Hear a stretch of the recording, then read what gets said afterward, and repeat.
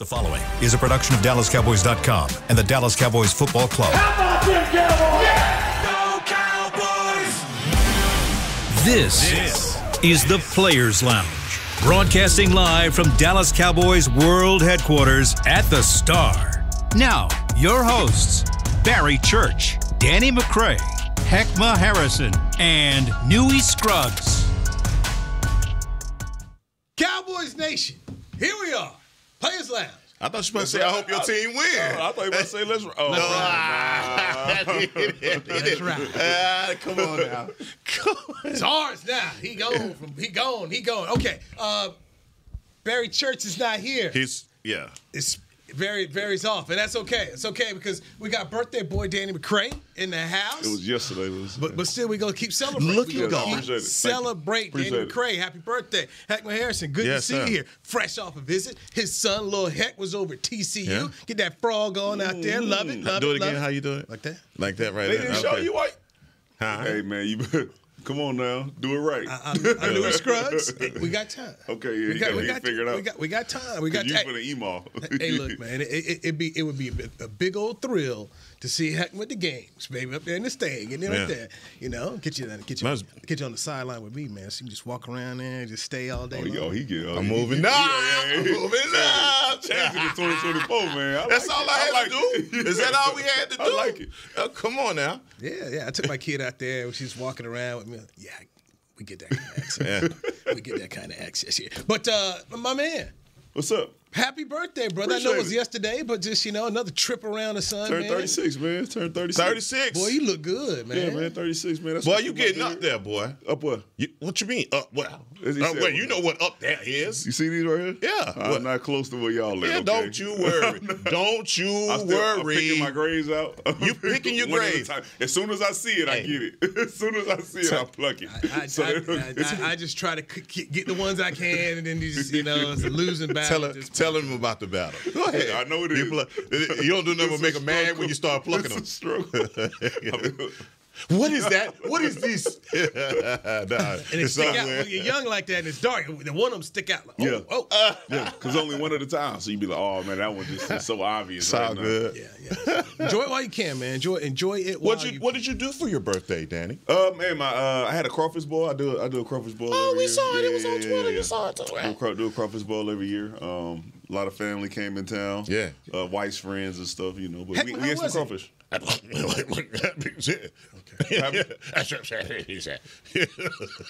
He asked me how it was the crawfish. Okay. I'll have another one next year. You done got me some donuts now, so because I asked him for some cake, I couldn't even get a piece of cake. He made fun of me for hey man, I mess with you, man. Y'all would have nothing on the menu for the Harrison family, man. Yeah, we had chicken. Yeah, they had beans. They had pork in the beans. See what I'm saying? That's what I'm saying. What is it? What is it with my people? You would have rolled through? Yesterday I went out to the fraternity, had a barbecue. Yesterday I spent my day just rolling around eating. So now that I know you'll cook, because the last time I invited you something, you didn't make it. So now that I know that you were actually showing, it's your birthday. Your birthday that's a different thing. Yeah, that's a whole special day. My Survivor watch party was a big thing too. It's not every day. That was during the weekday when we had that one. Okay, it's all right. Don't you worry. Don't you worry. But I got a birthday coming. Yeah, because I ain't never been invited. Don't you worry. Let's get down to business. So Russell Wilson, 1-year deal to go to the Steelers. Kirk Cousins. So the free agent tampering period at noon gets rolling. So you can officially they've been tampering. Yes. So it's about Kirk Cousins going to Atlanta. Talk about possible $40 million. And Baker Mayfield. Congratulations to Baker. Baker's back with the Bucks. Got himself a big old deal. They took care of the receiver Mike Evans. Congratulations to him. So moves are being made here, and if Kirk Cousins gets $40 million, I really don't want to hear any Cowboy fans start moaning and groaning, because guess what? Dak Prescott's going to get his money, and if it hits up into the $60 million, it's going to hit up in there. It is not. There are no cheap quarterbacks in this league, guys. Just Russell. at this. For one team. Yeah, for one team. Somebody else is paying the bill on Russ, so yeah. Russ pocketing Yeah, $39 he's million. pocketing 39. Yeah. But at the same time, Russ is sitting here in that point where Baker Mayfield was last year. Okay, you're leaving a situation. It was kind of cloudy, so you're doing that 1 year kind of pillow deal. They talk about baseball pillow deal. You fall right here for a year and then get back in the market. So if Russell Wilson has a good year, boom, he can get right back in here and start dealing. But I just keep laughing as I read social media of fans who want to get mad at Dak Prescott and Dak's money. This is what the market is. And you're mad at the player when essentially you should be mad at the team because the team gave the player all the leverage. So the player's going to use it. Yeah, listen, I think we all talked about it, 4 years? Was it 4 years ago? When they hit 4 the years franchise ago. and we were sitting there saying, hey, man, go ahead and get it done. Then you put the franchise tag on them, and so that kind of pushes it to where you are now. So, I mean, as a former player, I'm like, hey, somebody got to figure out a way to get it. I think Dak Prescott has put himself in a position to where he's coming off an MVP type year, leading the league in touchdowns, interceptions are down, and you look at it and you say, when you look at a Baker Mayfield or whoever else that's getting paid, I want to be higher than them because this is what I did in the previous year. So this is the Cowboys' fault that they're in this situation. And to me, I think the strangest thing about it is you have three players on your team that you're going to be resetting the market with. And I guess that's a testament to the way that you draft. You're going to reset the market at wide receiver. You're going to reset the market at the linebacker position. Defensive end? That's what got Is it linebacker? Is it defensive end or is it linebacker? He got classified as a defensive end. He better if you want that money because that's where it's at. But I think under the fifth-year option, isn't it lower as being a defensive end as it was a line? Either way, yeah, it is lower. It is lower. But that distinction in there. Remember Todd Archer had a long thing he wrote up there available on social media. But bottom line is he is classified as defensive end. Would have made more as a linebacker, but in his fifth-year option, he would have made more. Well, just the tag for linebacker was more than defensive end. But in his contract negotiations, when he's negotiating as a defensive end versus a linebacker, will it be higher? Here's what I think at the end of the day.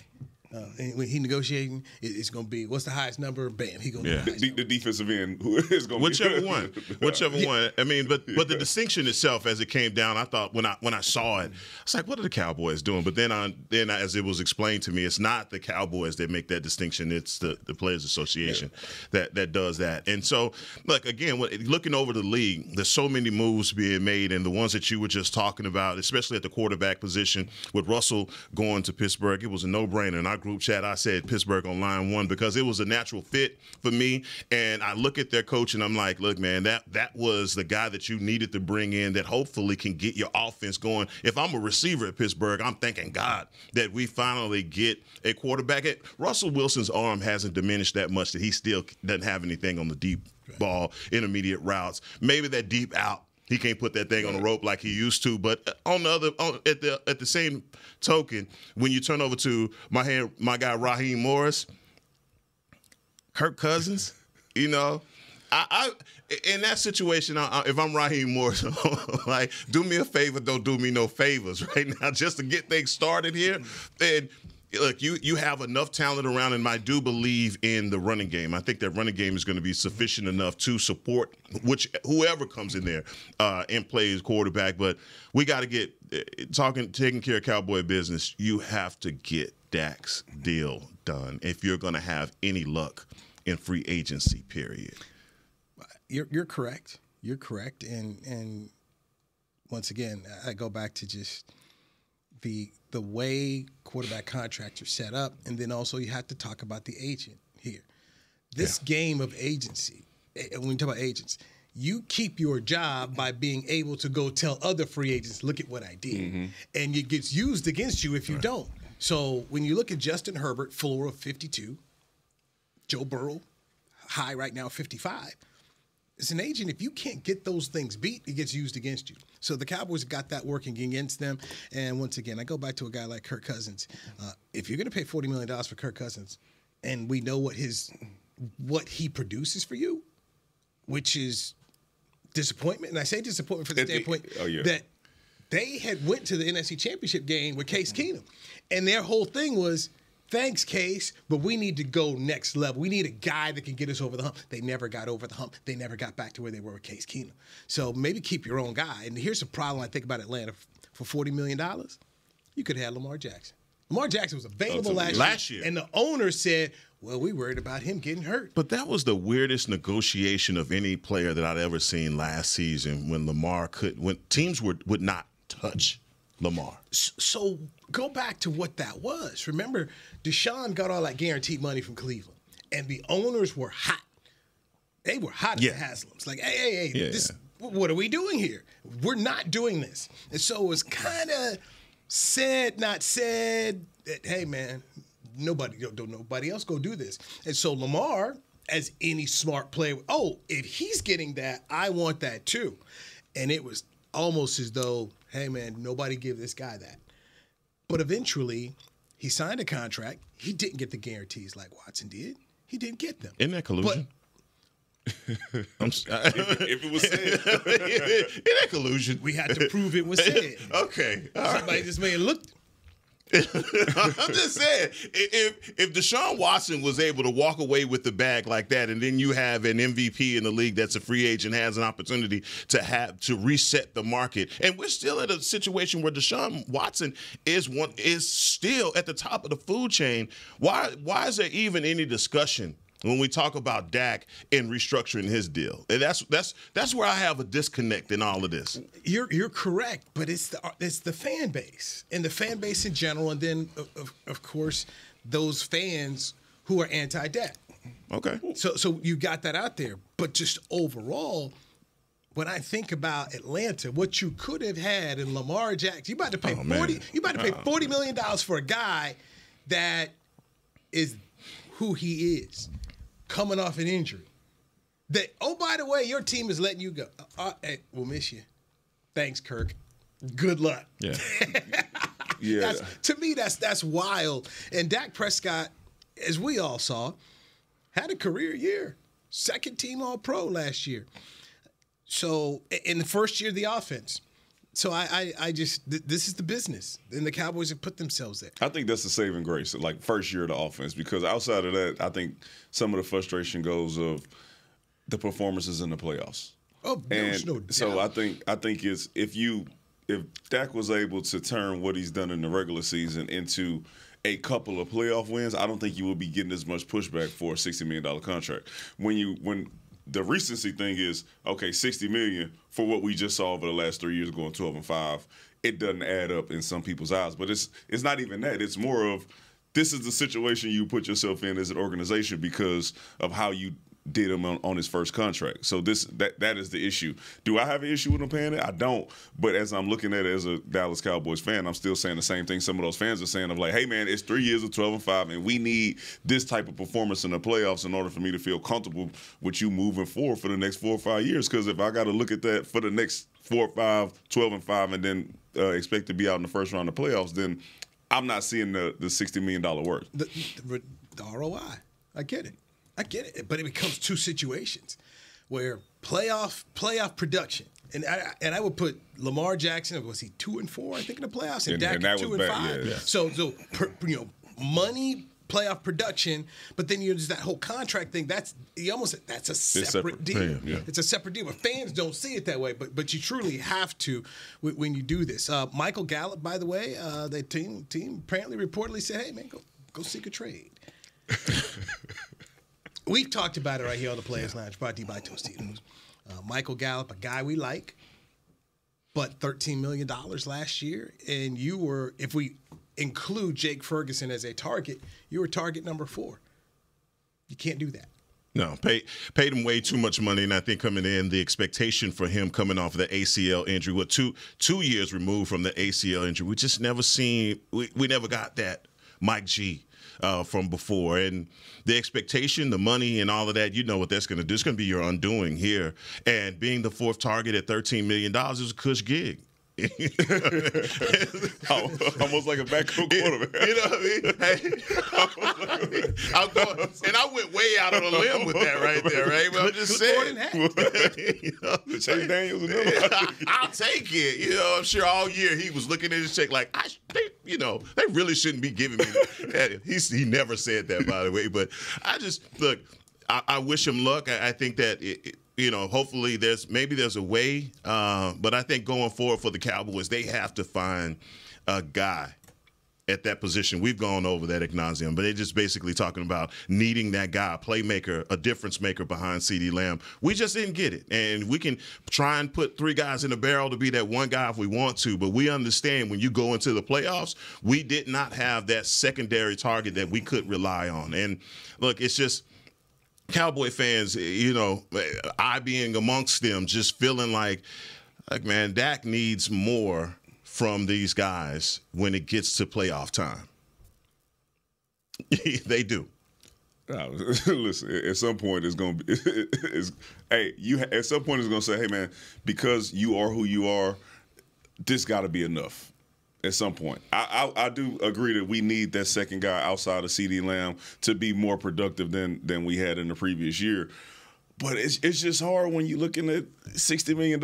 And I know Patrick Mahomes is an outlier. Like, you can look at what they have on offense and you say, well, he can get it done. But at some point, I'm looking at Dak and I see him play through the regular season. I'm saying I believe that he can still get it done with the players that he has on the squad. Like, I think that CeeDee Lamb, Ferguson, the emergence of Ferguson. Last year you had Zeke and Tony Pollard. Like, you've had opportunities where you had enough weapons to at least get further into the playoffs, and we still haven't seen. And it's the performance that he puts out there in the playoffs. It's not like those other guys not showing up. It's some of the things that are on him. The quarterback. Brandon Cooks' resume and what he's done in his career. Last year there was a disconnect, and I've got to come back in here to the coaching staff. You had a player who's been putting up 1,000, and been putting up 1,000 with some Jag quarterbacks. Mm-hmm. So I look at that last year as a failure of the use of the player overall, because the player's resume shows you he can perform, and there were times where we saw Brandon Cooks perform. So I'm not as sold as I see some people talking about a wide receiver in the 2nd or 3rd round for the Cowboys. I'm like, I really don't think that's the issue. To me, the issue's still on the front lines. You can't stop the run. Okay, and what do we keep seeing in these playoff games? These teams bullying them. I mean, I go back to when Jason Garrett was here and they went out to Los Angeles in the Coliseum and they had 2 dudes rush for 110 on them. I mean, you've been getting bullied up front for ages. San Francisco, Green Bay, we go run on you and cut your heart out. Yeah, so follow that up with your offensive line issues too. Yeah. So we can talk all day long about a receiver. To me, that's one of the last things I'm going to fix and address here. If I come back with Lamb, Cooks, Ferguson, I'm going to try to find somebody. I got Tolbert. I'm going to try to find somebody at that level, because I think they've got enough here. You got to fix these. You got to fix it up front. No, I mean, I absolutely agree. And the run game. I absolutely agree with you. I think the conversation just evolved around Gallup and the way that the offense was last season. But when you go back to the Green Bay loss, it was – I put that on the lap of the defense. I think your defense let you down in so many ways. The ball game was out of control before you even could get your offense in any rhythm. They had 21 points. So let's just, being realistic about it, I don't think that a big-time wide receiver is going to fix all of our problems. I think a running back is going to fix your problems. That's where I'm at. So let's take a break and hit on that, okay? Let's take a break, hit on that, and we'll start with a free agent, and somebody at the Mavericks game hit me up with this. Derrick Henry. So when we come back, I want to get your thoughts on Derrick Henry, who I did not know lives right here in Dallas, Fort Worth. So let's talk about Roll Tide when we come back here, and other running backs. The Players Lounge brought to you by Tostitos. Barry Church, wherever you're at, have a good time, Barry. Birthday boy Danny McCray is here. Heck, my Harrison's here. I'm Louis Scruggs. Players Lounge brought to you by Tostitos on DallasCowboys.com radio. It's the official men's skincare brand of the Dallas Cowboys, Jack Black. And right now, Cowboys fans can get 15% off their $75 order. Plus, because every deal needs a playmaker, your order will include a free 5-piece skincare set and free shipping. The Jack Black Playmaker is 4 of Jack's favorites and a full-sized intense therapy lip balm. Make a play for the playmaker at getjackblack.com/Cowboys with the code CowboysVIP. That's getjackblack.com/Cowboys with the code CowboysVIP. Smoothie. Hi, I'm Danny McCray, Dallas Cowboys alumni player here with Smoothie King. And Smoothie King wants to ask you, what's that sound? That's the sound of us magically transforming our smoothie bowls into 2 new decadent flavors. Dig into a cool acai or pitaya bowl, handcrafted with crunchy, purely Elizabeth granola, fresh strawberries, and finished with a velvety chocolate hazelnut drizzle. Perfect for breakfast, lunch, or anytime you want to munch. And that's the sound of you making them disappear. Smoothie bowls, now in 2 new decadent flavors. Only at Smoothie King, the official smoothie of the Dallas Cowboys. To kick off the 2023 NFL season, Hugo Boss teamed up with the NFL and Micah Parsons to launch an iconic apparel collection featuring hoodies, crews, t-shirts, polos, joggers, and more. The bold, unique apparel of the Boss NFL collection unites football and fashion while reflecting what it truly means to be a boss. Get yours today at nflshop.com/HugoBoss, at HugoBoss.com, and at Boss retail stores. Hashtag be your own boss. There is no I in Dallas. There is no I in Hart either. No I in Blue Star or in Lone Star for that matter. And there's no I in how about them Cowboys? Smirnoff knows there's no I in football. Football is a we thing, an experience that is best enjoyed together.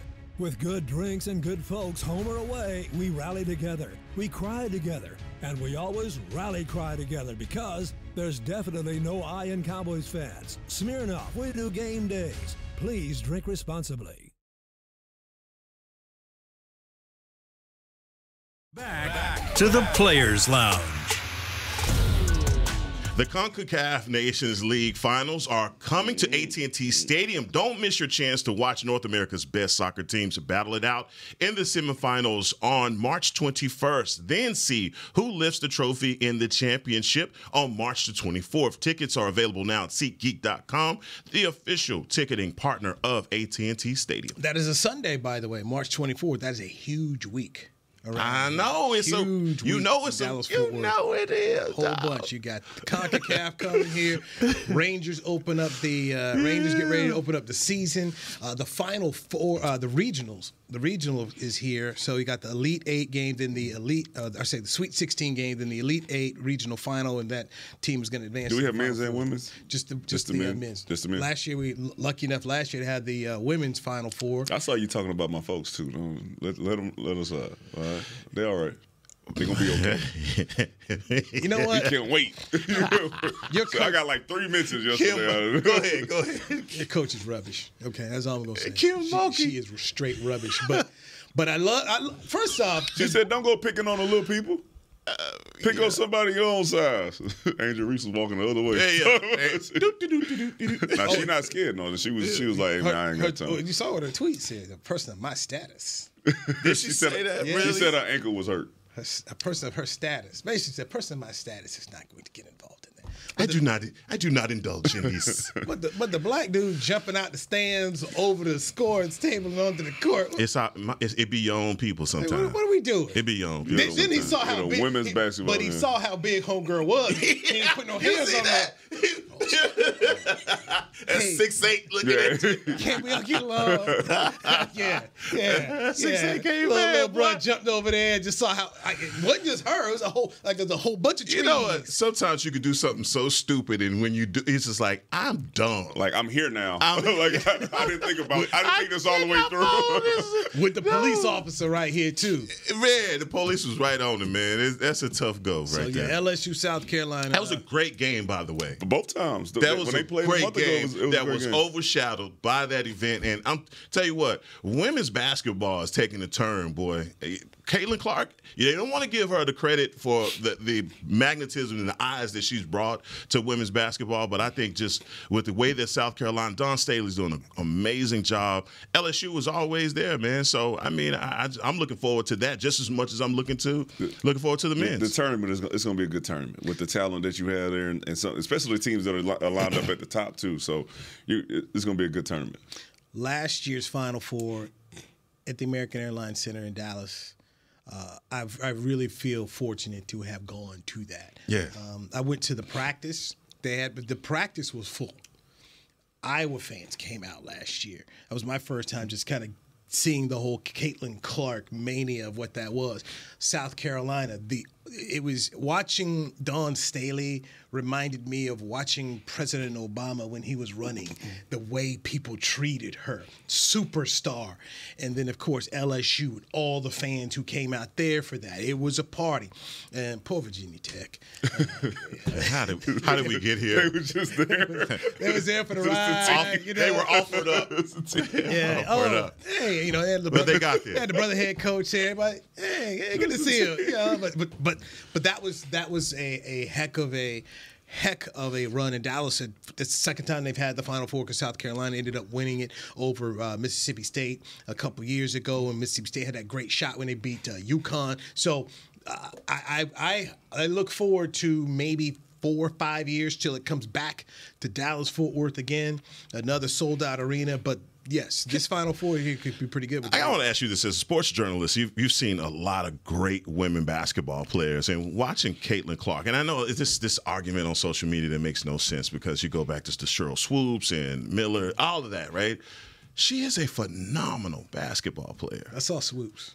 I saw Swoops too. That's what I'm saying. Like, I mean, You saw Swoops what? Playing. Oh, I thought you said you saw her hating the other day. No, playing. She was hating. She was hating. But I didn't see. She was hating. Was she? And was wrong. But you know what? just, a lot of just loud and wrong. She said Caitlin Clark doesn't deserve whatever she gets because the person's record that she was breaking only played 4 years, and Caitlin Clark had a COVID year, so she had more time, which is wrong. Caitlin Clark's in her 4th year. Yeah. She didn't have a COVID year.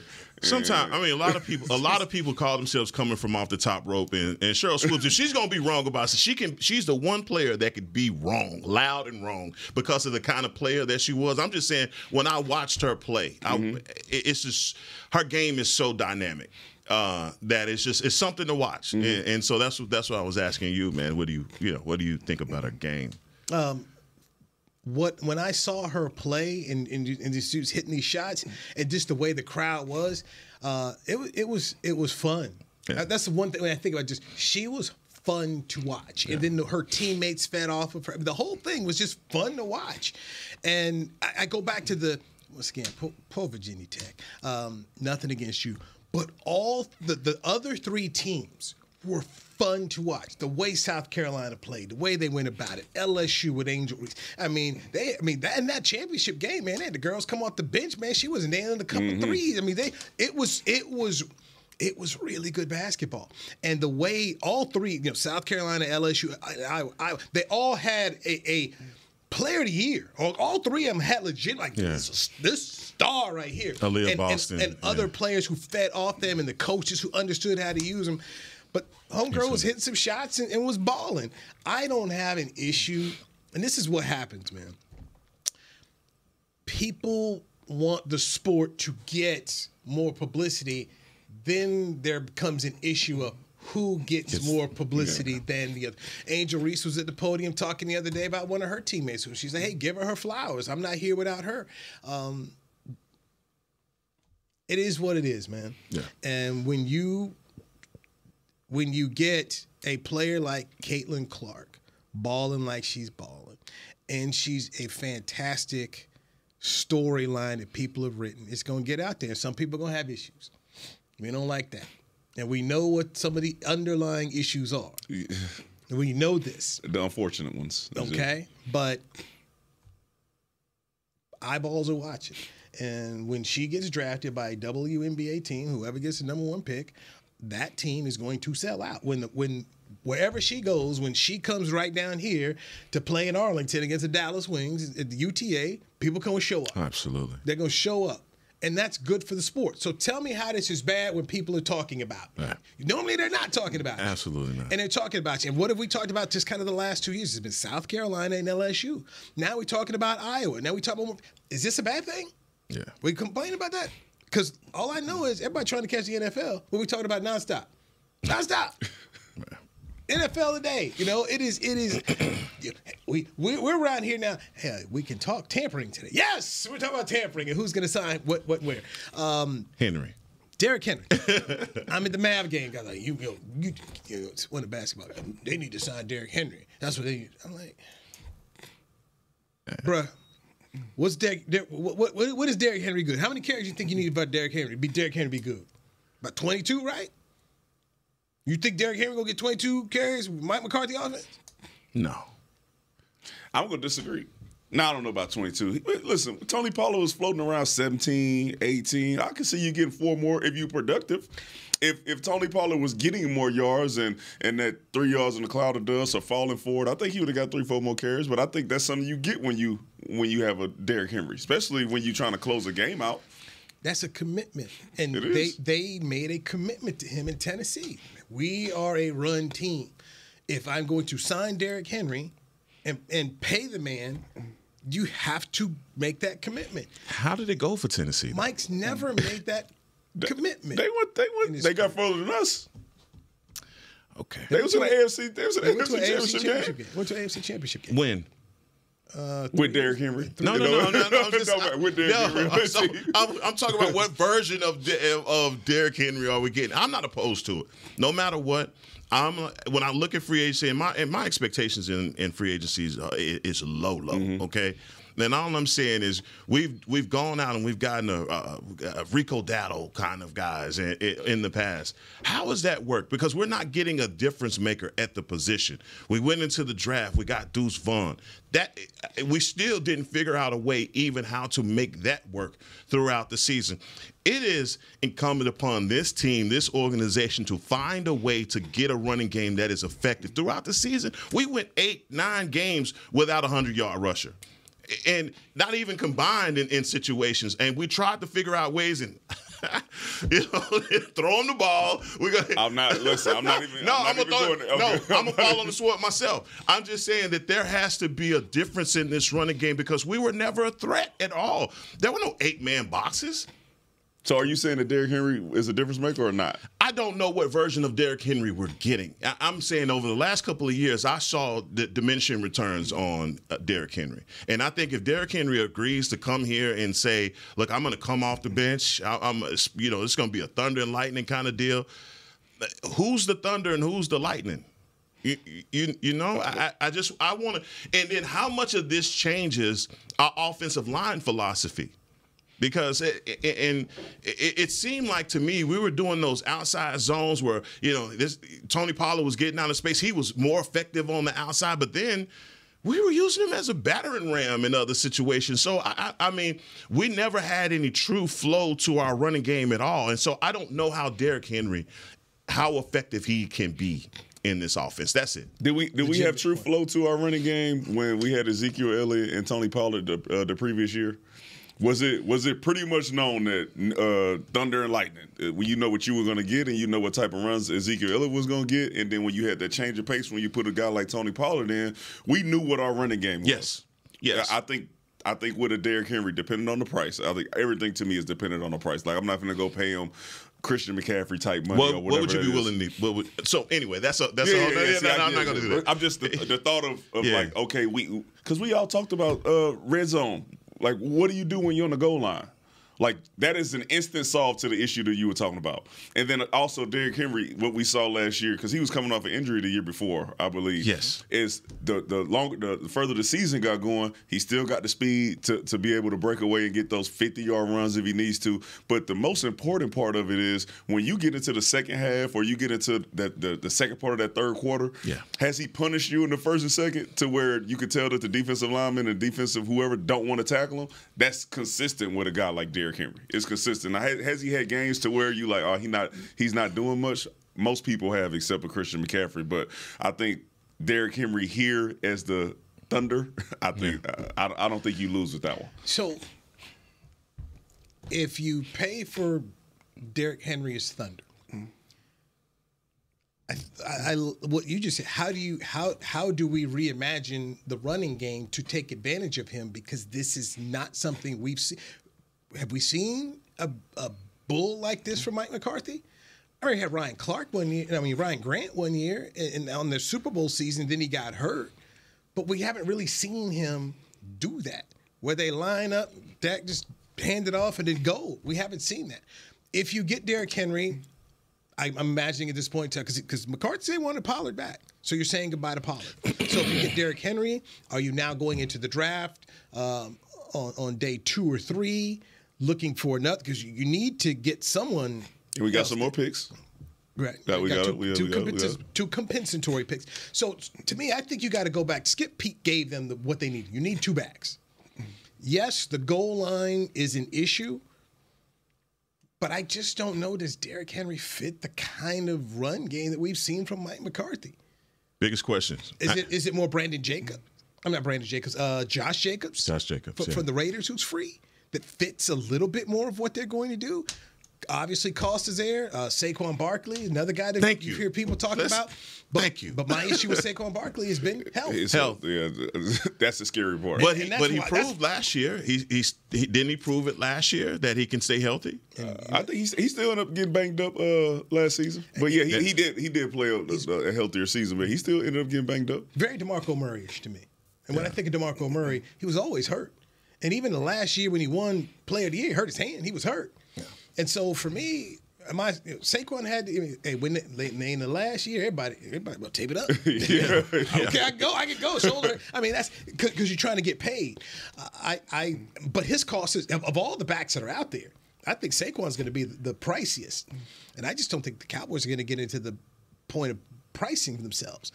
You paid $10 million for a running back last year, and I'm not mad at Tony Pollard. They put the tagged him, but you had a lot of money. I mean, think about between Tony Pollard and Michael Gallup. That's $23 million. Yeah. So that's of dudes who just did not give you what you needed. I just don't see any. I don't see it. First of all, none of these guys get $10 million. I don't see it. If you get 6, if these guys get 6. That might be high. I mean, prices are dropping again here, big time. Back to what you were talking about when we were talking about Dak and, how everyone wants to have a conversation about receiver. I think the way that you preserve Dak is through the running game. It has historically been the case, especially when you talk about Zeke. And this is the part that we missed last season, and especially in those games where teams were just playing hide and seek against us. And it's San Francisco game. Look no further than that. We just did not have an effective enough running game.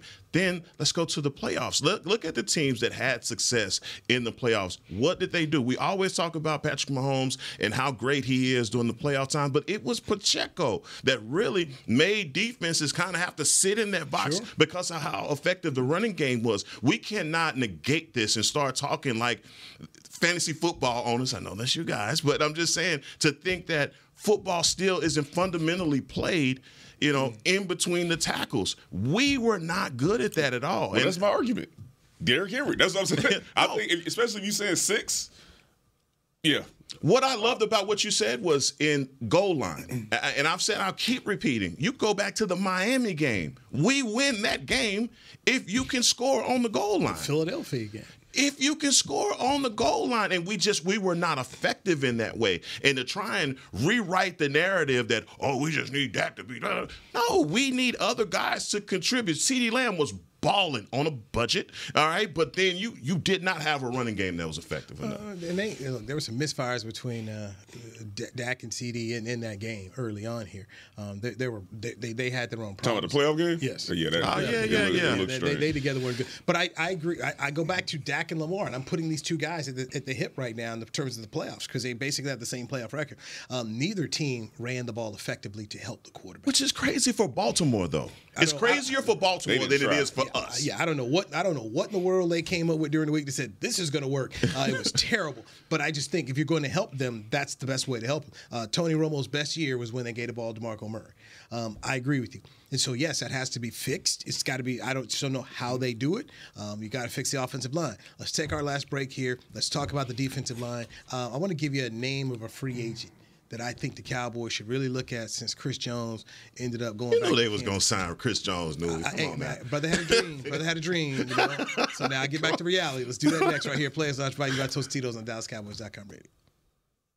To kick off the 2023 NFL season, Hugo Boss teamed up with the NFL and Micah Parsons to launch an iconic apparel collection featuring hoodies, crews, t-shirts, polos, joggers, and more. The bold, unique apparel of the Boss NFL collection unites football and fashion while reflecting what it truly means to be a boss. Get yours today at nflshop.com/HugoBoss. at HugoBoss.com and at Boss Retail Stores. #Be Your Own Boss. Hi, I'm Danny McCray, Dallas Cowboys alumni player here with Smoothie King. And Smoothie King wants to ask you, what's that sound?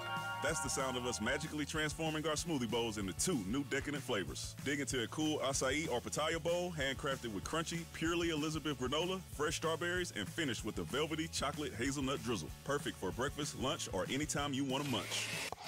And that's the sound of you making them disappear. Smoothie bowls, now in 2 new decadent flavors. Only at Smoothie King, the official smoothie of the Dallas Cowboys. It's the official men's skincare brand of the Dallas Cowboys, Jack Black. And right now, Cowboys fans can get 15% off their $75 order. Plus, because every deal needs a playmaker, your order will include a free 5-piece skincare set and free shipping. The Jack Black Playmaker is 4 of Jack's favorites and a full-sized intense therapy lip balm. Make a play for the playmaker at getjackblack.com/Cowboys with the code CowboysVIP. That's getjackblack.com/Cowboys with the code CowboysVIP. I'm Dak Prescott, quarterback of the Dallas Cowboys. And they snap it to Prescott, who looks right. It's not there. He escapes left. He'll run for a first down. Just like football, when it comes to crypto, it's important to have a team you can trust.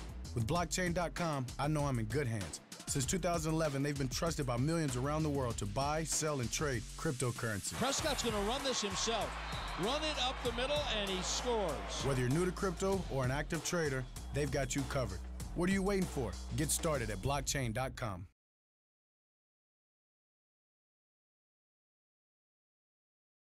Back to the Players Lounge. Enjoy excellent dining, boutique shopping, and exciting events in the Star District and Frisco, featuring dozens of North Texas's best restaurants and shops, plus a calendar full of family-friendly events. There's always something to shop, dine, and do in the Star District. Visit stardistrict.com for more information. Thank you, Heckma Harrison. The Players Lounge brought to you by Tostitos. I'm Louis Scruggs. We got Danny McCray. Had his birthday yesterday, 36 years young. Appreciate you right here. So, Cowboys free agency. There's Chris Jones, 5 years, $158 million from Kansas City, $101 million guaranteed. This brother's worth every single penny. After Patrick Mahomes, I think he is their most important player. And hats off to Kansas City for shipping off Tyreek Hill, arguably if not the best. He's one of the top 3 wide receivers in the NFL, and they again won 2 championships without him. Wow. Can you say that number again? $158 million for 5 years for Chris Jones, $101 million of it guaranteed, and there's not. This is nobody's saying a word. They overpaid. No, worth every penny. He's gonna cause some other people to get overpaid. That's true. No. That's He's true. gonna cause some other people to get overpaid. It's some guys looking at that saying, "Oh, but they ain't him." Yeah, no, absolutely. Christian Wilkins in Miami is licking his chops and just saying, "Oh, I don't need $101 million. Give me $95 million." Now, Christian Wilkins, that's a good player. So coming out of Clemson, I love him as a player, but he ain't that. I mean, Aiden Hutchinson gonna be up in what year? They be talking to him about it soon. Hutchinson will be a guy that franchise, But so for me, the guy I look at and I just say, hey, Leonard Williams. Seattle was with the Giants before. There's a defensive lineman hey Jerry, go get that guy. But Leonard Williams, I think you help your football team. No, he's not. He's not Chris Jones, not Aaron Donald, he's not Wilkins, but he's a player for sure. He's a player, and that's what you need right now. You need a player. You got to stop this run. They're not. Teams are just running on you. The Vic Fangio blueprint is still out here. It's still effective. It's still working. So, guys, how do you feel about Leonard Williams? I like it. Where I'm torn at is the most important part. Like, I want it to be interior. I know they're still gonna try to give Mozzie. I know they're still gonna try to give Mozzie a shot. Grace. Hankins.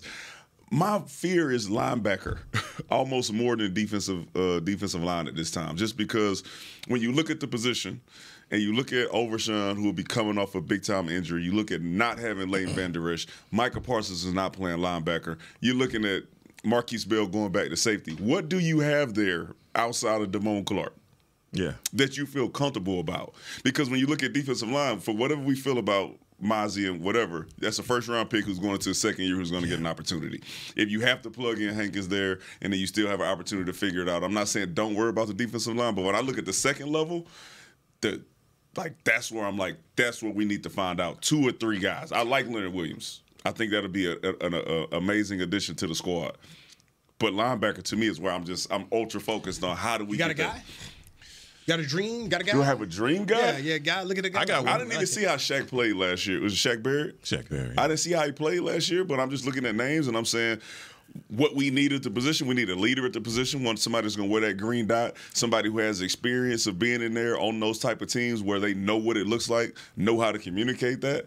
And I think we need a guy like that. I didn't watch Shaq, but that's just a name where I'm saying, well, I mean, I know what I saw him do. In years past, we've had plenty of opportunity to go out and get guys. I think of the Tampa Bay Buccaneers linebackers, Devin White and the other guy. I mean, we've had opportunities to bring guys in. Chicago Bears traded a guy to Baltimore. It had an opportunity to get him. We passed on him. We've always had this mantra that we've believed in our guys, but I'm with you, Danny. These are just blaring needs at the linebacker position. And if you can bring in a Pat Queen, a player like that can solidify, be that green dot guy, but also be a calming force in the middle of that defense. I'm with you. I think Leonard Williams is one of those guys that could, 2-gap run support type of a guy.